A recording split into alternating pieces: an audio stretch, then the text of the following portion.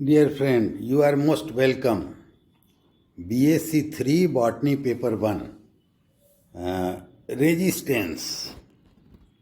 हम लोग क्या पढ़ रहे थे पिछले क्लास से? रेजिस्टेंस। अब उसका पार्ट 2 के अंतर्गत हम लोग ये देख रहे हैं कि defence mechanism leading to resistance in host. अब थोड़ा इंसाइट हम लोग विकसित करेंगे कि वह क्या स्थितियां हैं कि कोई प्लांट, कोई होस्ट जो है वो रेजिस्टेंट हो जाता है। पर इसके पहले, जैसा कि पिछले क्लास में मैंने वादा किया था, इसके डिसएडवांटेज से हम लोग शुरू करेंगे। वहाँ हमने सिर्फ आपको एडवांटेज बताया था। डिसएडवांटेज यह है कि यह लेबर सम और इसको विकसित करने में यह टाइम कंज्यूमिंग, लेबोरियस और खर्चीला व्यवस्था है कि एक रेजिस्टेंट वैरायटी आप विकसित करें, उसमें थोड़ा समय लगता है। और वहीं दूसरी प्रॉब्लम यह है कि रेजिस्टेंस यह जो है ब्रेक कर जाता है। कुछ समय तक रेजिस्टेंट रहने के बाद पैथोजन के नए रेस आ जाते हैं और तब फिर ये रेजिस्टेंस ब्रेक कर जाता है, तब वो मेहनत पे पानी फिर जाता है, रेजिस्टेंट वैरायटी रेजिस्टेंट नहीं रह पाता है। तो बस इतनी सी डिसएडवांटेज है, बाकी सारे इसके एडवांटेज ही हैं। तो ठीक है। अब यहाँ थोड़ी सी चित्र पर हम लोग बॉटनी के स्टूडेंट हैं, तो बिना इलुस्ट्रेशन के देखिए हम लोग को एकदम नहीं कदम रखना चाहिए। तो चलिए हम लोग पहले इलुस्ट्रेशन पर ही आते हैं। तो देखिए डिफेंस रेजिस्टेंस क्या है? डिफेंस मैकेनिज्म है, और आप लोग जानते हैं कि ये स्ट्रक्चरल भी होता है और बायोकेमिकल भी होता है, और पोस्ट इन्फेक्शन भी होता है, और प्री इन्फेक्शन भी होता है। इन्फेक्शन के पहले भी स्ट्रक्चरल विशिष्टताएं हो सकती हैं जो कि उसे रेजिस्टेंट बना देता हो। तो देखिए सबसे ऊपर शीर्ष पर जब फंगल हाइफी अंदर आ रहा है तो गम का डिपोजिशन हो जा रहा है इन्फेक्शन के पश्चात। ये जब अंदर जहाँ ये आ रहा है तो देखिए रेजिस्टेंस का कारण क्या है कि यहाँ पर वो जो हाइफल टिप है, उस हाइफल टिप के आगे गम का डिपोजिशन हो जा रहा है। अच्छा, अब इसी में सेल वाल कैसा है, क्यूटिकल कैसा है? देखिए ये फंगल हाइफी ये इंटर कर रहा है तो हाइफल इनसिथिंग हो जा रही है। क्या हो जा रहा है? हाइफा के चारों तरफ कभी इनसिथिंग हो जाएगी, कभी कैलोज का प्लगिंग हो जाएगा। ये हाइफा को बढ़ने से रोक देता है। तो इस प्रकार की विशिष्टताएं जिन कल्टीवर में होगी वह रेजिस्टेंट बन जाते हैं। अब देखिए यहाँ पर ये तस्वीर, आपको ये तस्वीर है, तो इधर डिजीज पार्ट है और इस साइड में क्या है? हेल्दी पार्ट है। तो ये भले यंग पार्ट हो, ये यंग लीफ हो, ठीक है ना, फिर भी यदि इसमें डिजीज वाला कंडीशन शुरू हो गया तो जहाँ तक डिजीज पार्ट है उसके पहले से ठीक एक एबसिशन लेयर का बनना फॉर्मेशन होता है। कहने का तात्पर्य यह है कि मिडिल लैमिला को डाइजेस्ट कर दिया जाता है होस्ट के द्वारा स्वयं, और इस प्रकार से उतना हिस्सा एबसिशन लेयर बनने से टूट के गिर जाता है। वो ड्राई हो जाएगा और टूट के गिर जाएगा। तो जब वो टूट के गिर जाएगा तो अपने साथ साथ क्या ले गया? जो पैथोजेनिक फॉर्म है, पैथोजेन है, सिम्टम है, वो चीज़ों को लेके नीचे हटा लिया। तो अब जो बाकी बचा वो हेल्दी है, तो पैथोजेन आगे नहीं बढ़ पाया। तो देखिए कितना बढ़िया एबसिशन लेयर वाले मैकेनिज्म से कैसे होस्ट अपना डिफेंस करता है और वह बन जाता है रेजिस्टेंट। डिफेंस कर लेता है मने सक्सेसफुली डिफेंस कर लेता है मने बन जाता है रेजिस्टेंट। अब देखिए यहाँ पर ये एक कॉर्क लेयर बना हुआ है। ये देखिए जहाँ पर ये फंगस मौजूद है वहाँ पर यह क्या है? एक ये मल्टी लेयर्ड कॉर्की स्ट्रक्चर बन जाता है। और कॉर्की स्ट्रक्चर की भी बड़ी कमाल है। एक तो इसे आगे नहीं बढ़ने देगा, दूसरे इसके टॉक्सिन को आगे नहीं बढ़ने देगा, तीसरे उसके कॉर्क के इस पार से न्यूट्रिएंट मटेरियल जो है फंगस के तरफ नहीं जाएगा। तो उससे क्या होगा कि वो डिप्राइव ऑफ द न्यूट्रिशन। तो इस प्रकार से कॉर्क लेयर भी यदि थिकली बन रहा हो इन रिस्पॉन्स टू पैथोजेन तो वो क्या करेगा? उसमें ऐसे कल्टीवर में रेजिस्टेंस देगा। अच्छा, ये नीचे वाला तस्वीर ये देखिए, ठीक है, 2 गोला आप देख रहे हैं और यहाँ पर देखिए 3 4 5 लगा हुआ है। ये जाइलम के जाइलम पैरेन्काइमा सेल अंदर की तरफ, माने जाइलम के ल्यूमेन में, जैसे पाइप के अंदर खाली जगह होता है ना, तो उस तरह से उसका जो ल्यूमेन होता है, इस तरह अंदरूनी वाल जाइलम पैरेन्काइमा सेल से इस प्रकार गोले बॉल लाइक स्ट्रक्चर बनते हैं दोनों ओर के दीवार से, और वो एक दूसरे को एपोज्ड, एक दूसरे को दबा देते हैं, मतलब वो पैसेज, वो रास्ता को ये ब्लॉक कर देते हैं।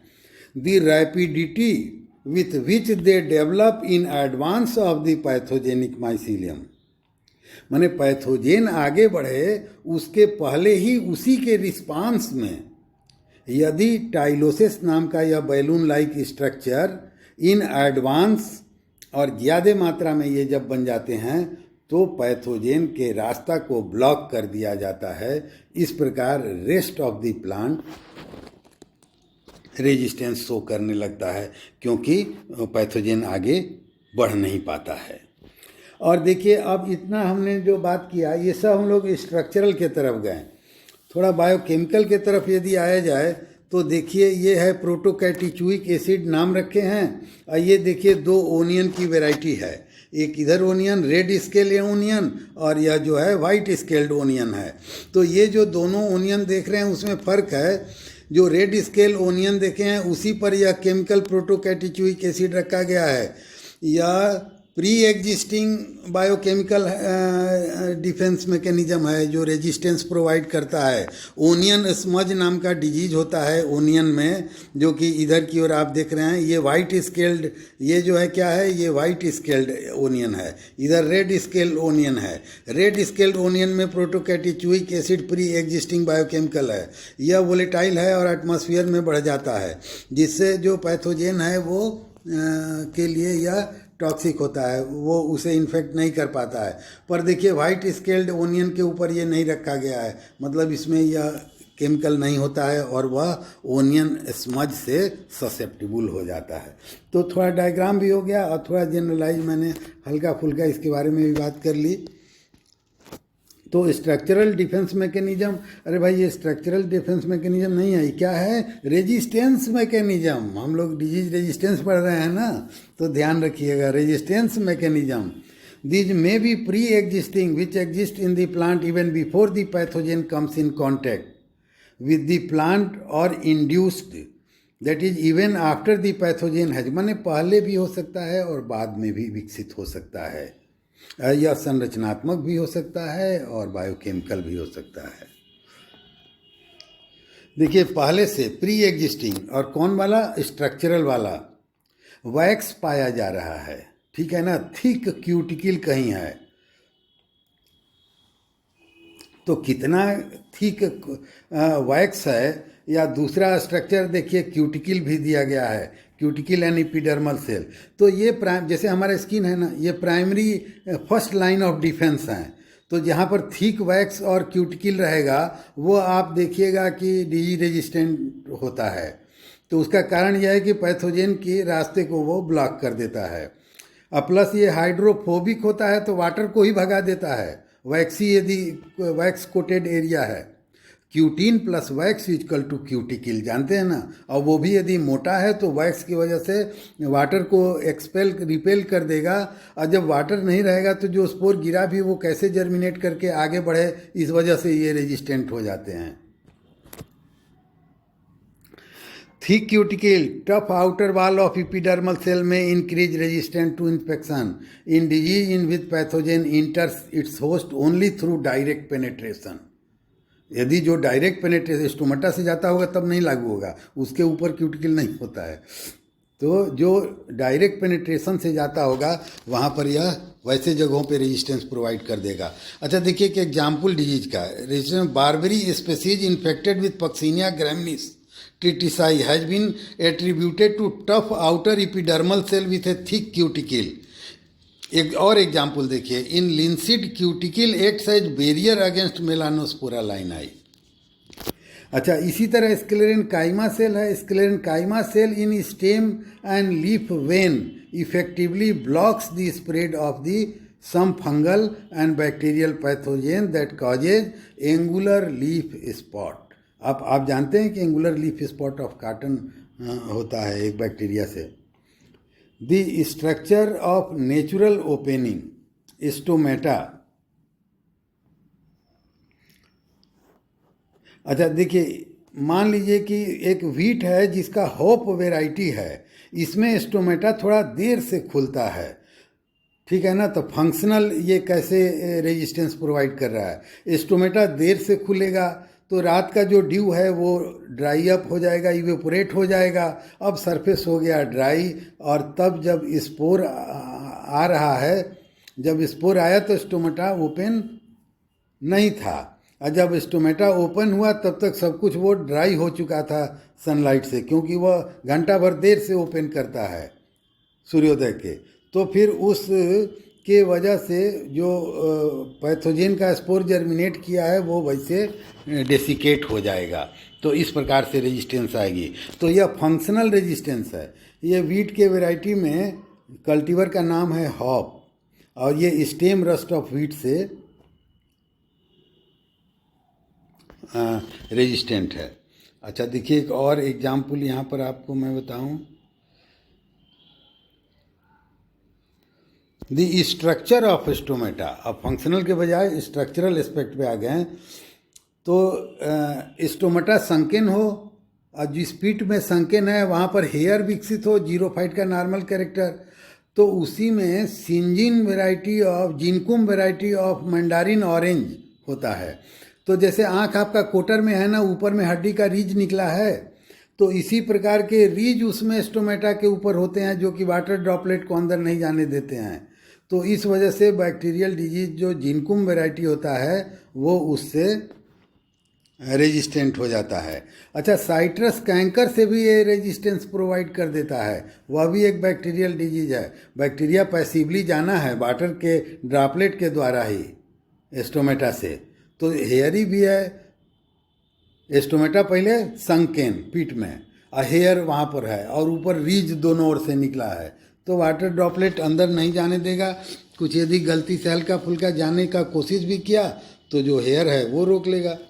तो ये देखिए स्टोमेटा के द्वारा natural opening. Structure of stomata provide resistance in the citrus variety Szinkom is resistant to citrus canker because it possesses a broad cuticular ridge projected over stomata। चलिए ये हो गया। अब देखिए, सुबेराइज्ड lenticel will offer resistance to potato scab pathogen Streptomyces scabies। तो यदि lenticel सुबेराइज्ड रहता है, सुबेरिन का लेयर रहता है, तो यह के कारण रेजिस्टेंस हो जाता है किसके अगेंस्ट, तो स्ट्रेप्टोमाइसेज स्कैबीज के अगेंस्ट। पोटैटो में डिजीज का नाम है पोटैटो स्कैब।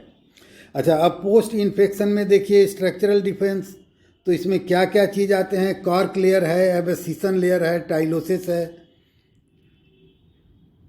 और सेलुलर लेवल पर हाइफल इनसिथिंग है। तो अब उसमें एक एक करके एक एक एग्जाम्पल सिर्फ आपको मैं बताते चल रहा हूँ कि कॉर्क लेयर के संदर्भ में देखिए, cork layer blocks the spread of toxin, prevent the pathogen from further progress. और एग्जाम्पल है राइजोक्टोनिया पैथोजन है प्रूनुस डोमेस्टिका के लीफ में कोकोमाइसेज प्रूनिफोरे, तो इसके अगेंस्ट रेजिस्टेंस प्रोवाइड करता है। राइजोक्टोनिया से पोटैटो ट्यूबर को। अब देखिए, एबेसिसन लेयर के केस में आया जाए,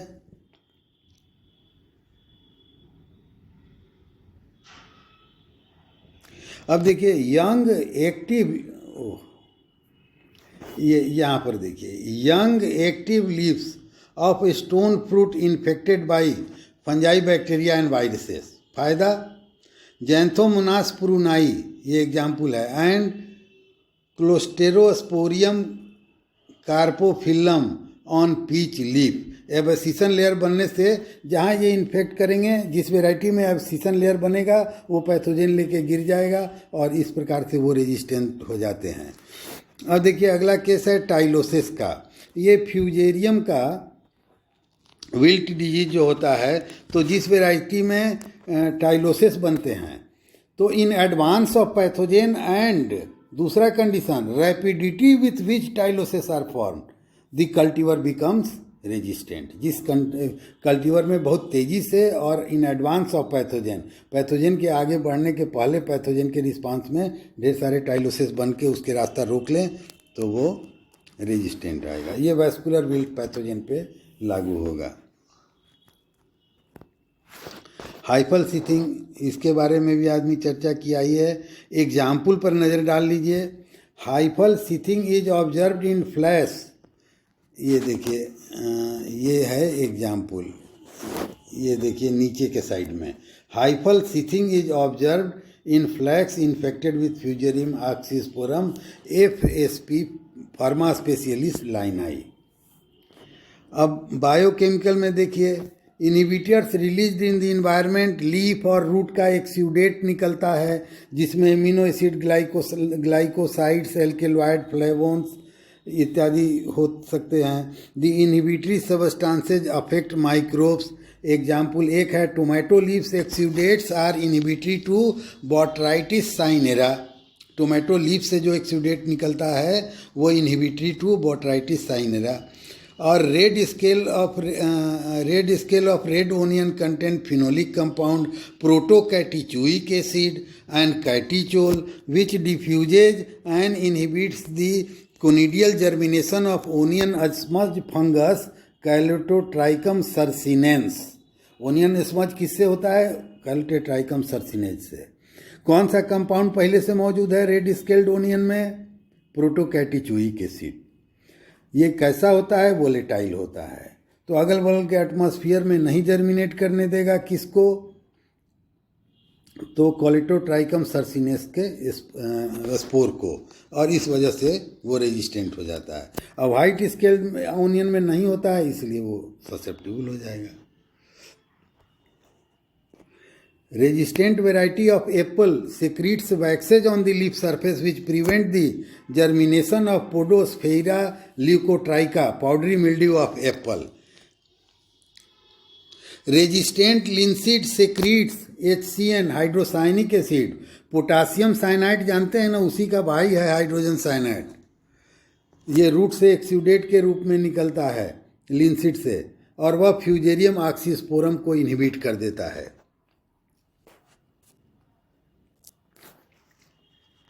अब देखिए इस रूप में इसमें lactone, cyanogenic acid, glycoside, sulphur containing compound इत्यादि होते हैं। These compounds are potent inhibitor of many hydrolytic enzymes. Chlorogenic acid in potato inhibit common scab bacteria, Streptomyces, scabies and wilt pathogen Verticillium alboatrum. Plant surface cell contain hydrolytic enzyme. कुछ plant के cell surface पर ही hydrolytic enzyme होते हैं, such as glucanase and chitinase which may cause breakdown of the pathogen cell wall. Pathogen spore आए तो उसके cell wall को ही वो ब्रेक डाउन कर देंगे, तो इस प्रकार वो रेजिस्टेंस प्रोवाइड करेंगे। इंड्यूस्ड डिफेंस मैकेनिज्म में फाइटोएलेक्जिन आता है जो कि बायोकेमिकल है, और यह phytoalexin in response of the host के इन्फेक्शन की वजह से बनता है। कहाँ बनता है? At the site of infection बनता है। अब मूलर और बार्गर नाम के वैज्ञानिक ने 1940 में ये शब्द का क्वाइन किया, लेकिन हम लोग आइए इसके कुछ पॉइंट वाइज देखते हैं। Fungi toxic and bacteriostatic at low ppm. बहुत लो पीपीएम पर ही फंजाई को तो मार ही देगा और बैक्टीरिया को शांत कर देता है। Static. Produce in host in कहाँ प्रोड्यूस होगा? तो होस्ट के सेल के द्वारा। और कैसे? तो in response to stimulus elicitor, pathogen देगा उसकी वजह से। Absent in healthy plants, healthy plant में एब्सेंट होगा। Close to the site of infection. कहाँ बनेगा? तो साइट ऑफ इन्फेक्शन के क्लोज पे। दूसरे भी जगह बने तो वहाँ रैपिडली एक्यूमुलेट हो जाए।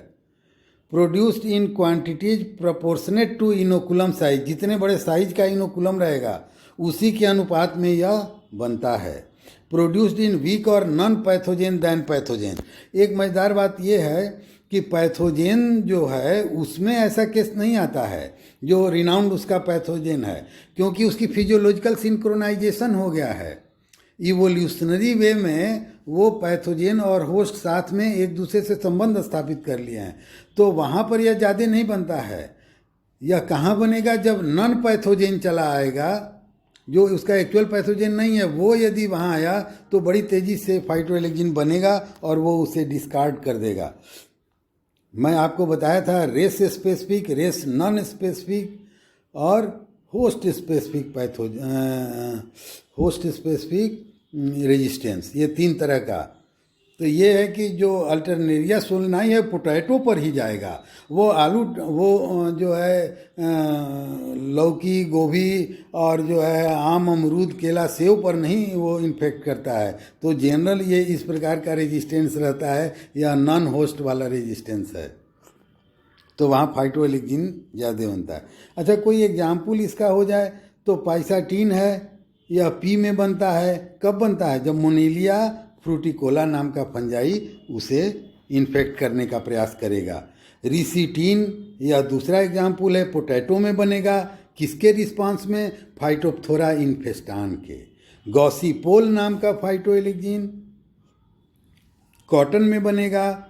किसके रिस्पांस में? वर्टिसिलियम एल्बोएट्रम के रिस्पांस में। और कैप्सिडोल नाम का फाइटोएलेक्जिन कहाँ बनेगा? पीपर में बनेगा। और किसके रिस्पांस में? सी कैप्सिसाई, कोल्टोट्राइकम कैप्सिसाई। ये कुछ इसके एग्जाम्पल हुए हैं। ये देखिए, फाइटोएलेक्जिन जो आपको बताया गया, तो उसकी खासियत क्या है कि यह अलग से भी एक छोटा वाले या ए बी वाले सवाल में करके आ सकता है।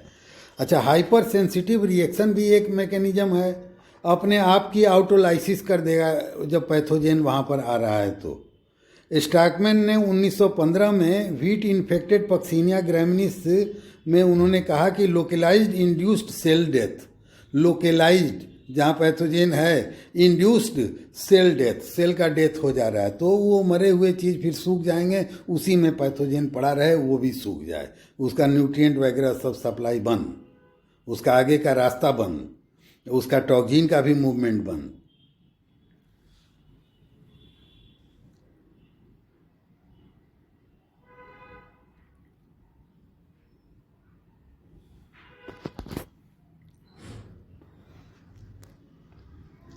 और यह जो है उसका थोड़ा स्टेप वाइज बताया गया है कि जो हाइपर सेंसिटिव रिएक्शन से होस्ट रेजिस्टेंस होता है तो कैसे इनिशिएट होता है। तो recognition of specific pathogen produce signal elicitor results in altered cell function, उसकी वजह से, जिसके वजह से डिफेंस कंपाउंड का प्रोडक्शन होगा और तब एक rapid burst of oxidative reaction होगा, जिसके कारण इंक्रीज्ड आयन मूवमेंट होगा पोटेशियम और हाइड्रोजन का थ्रू सेल मेम्ब्रेन, और उसके बाद मेम्ब्रेन का डिसरप्शन हो जाएगा। Cross linkage of phenolic with the cell wall component, cell wall जो डिसरप्ट किया तो उस कंपोनेंट से फिनोलिक कंपाउंड क्रॉस लिंकेज बनाएंगे, and production of phytoalexin and chitinase, cellular response during hypersensitive reaction. Host pathogen establishes contact with the cell. Nucleus move towards the pathogen and disintegrate. Brown resin-like granule around the point of penetration. Browning discoloration of the cytoplasm. Death sets in. The invading hypha degenerate. Further invasion is stopped. एक तो ये तरीका है step wise की, इस प्रकार से होता है। अब एक प्लांटी बॉडीज, एंटीबॉडी का नाम बदल के यहाँ प्लांटी बॉडीज टाइप का, प्लांट में पाए जाने वाला एंटीबॉडी टाइप की बात करने का प्रयास है। Transgenic plant with mouse gene, animal के जीन से उठा के यदि डाल दे रहे हैं, प्रोड्यूसिंग एंटीबॉडी, तो वैसी स्थिति में transgenic plant producing Plantae bodies, plant के अंदर प्रोड्यूस हो रहा है तो एंटीबॉडीज को प्लांटी बॉडीज कह दिया जा रहा है, या ट्रांसजेनिक प्लांट बन रहा है। तो माउस के एंटीबॉडी प्रोड्यूसिंग जीन को प्लांट के अंदर डाल के ट्रांसजेनिक बनाया गया। तो against coat protein of AMC virus, अनेक वायरस के केसेस में यह दिखाता है। अच्छा देखिए, सोर्स ऑफ रेजिस्टेंस, रेजिस्टेंस के सोर्स अलग अलग कल्टीवर में पाए जाते हैं। आप खूब बढ़िया वीट की यील्ड ग्रेन वाली वैरायटी ले लीजिएगा तो उससे काम नहीं चलेगा। जो इसकी वाइल्ड वैरायटी है वो सब भी मेंटेन करके जर्म प्लाज्म कलेक्शन रख के किया जाता है, तब फिर जो है रेजिस्टेंस ब्रीडिंग की जाती है और तब रेजिस्टेंस ब्रीडिंग के बाद विकसित किया जाता है रेजिस्टेंट वैरायटी। तो ज़रा किसका कहाँ पाया जाता है, बिखरा हुआ है रेजिस्टेंस वाली जीन, ज़रा एक नज़र 2-4 पे डाल लिया जाए। देखिए, बात कर रहे हैं वीट की। डिजीज का नाम है लीफ रस्ट, ठीक है। तो ट्रिटिकम टीमोफेवी, अच्छा येलो रस्ट ट्रिटिकम मोनोकॉकम में इसका रेजिस्टेंस का जीन पाया जाता है नेचुरल। येलो रस्ट का ट्रिटिकम टर्जिडम में नेचुरल येलो रस्ट का रेजिस्टेंट जीन पाया जाएगा। इसका येलो रस्ट का रेजिस्टेंट जीन देखिए 2 और जगह पाया जाता है, ट्रिटिकम एस्पेल्टिडवाइडिस में और एजिलोप्स कॉमोसा में। देखिए ये नीचे में एजिलोप्स के नीचे में जो लिखा है ये सही पूरा नाम लिखा है एजिलोप्स एस्पेल्टिडवाइडिस, ठीक है। अब देखिए बात की जा रही है, अच्छा स्टेम रस्ट का रेजिस्टेंस का जीन कहाँ पाया जाएगा? एग्रोपायरॉन इलोंगेटम में नेचुरली प्रेजेंट है। अब आप ब्रीडिंग करने के लिए वहाँ से जीन लेके आइए, अपने हाई यील्डिंग वैरायटी में इंट्रोड्यूस करिए हाइब्रिडाइजेशन के द्वारा। अब देखिए पाउडरी मिल्ड्यू का कुछ एग्जाम्पल दिया गया है कि हार्डियम बल्बोसम में इसका रेजिस्टेंट जीन नेचुरली पाया जाएगा। हार्डियम टेविगेटम में भी नेचुरली रेजिस्टेंस का जीन पाया जाता है। देखिए अब यहाँ पर नेम और लिस्ट अनेक हैं, उससे मतलब नहीं है, कुछ मुख्य 2-3-4 आपको बस ध्यान देना है। इम्फेसिस इस बात पर है कि जो वाइल्ड वैरायटीज हैं उनमें अनेक पैथोजेन के अगेंस्ट रेजिस्टेंस के जीन बिखरे हुए हैं। तो प्लांट ब्रीडर क्या करेगा? ब्रीडिंग फॉर डिजीज रेजिस्टेंस, और तब वो हाइब्रिडाइजेशन करा के वह जीन को अपने कल्टीवेटेड वैरायटी में लाएगा, पर यील्ड तुरंत कम हो जाएगा। तो उसके लिए बैक क्रॉसिंग रिसेसिव पेरेंट से बार बार कराने पे क्या पाते हैं कि वो यील्ड भी बढ़ के फिर पुराने जैसा हो जाता है। Thank you. तो डिफेंस मैकेनिज्म नहीं है, रेजिस्टेंस मैकेनिज्म है। इस बात के साथ आप सभी को बहुत बहुत धन्यवाद for your kind attention. Thank you very much.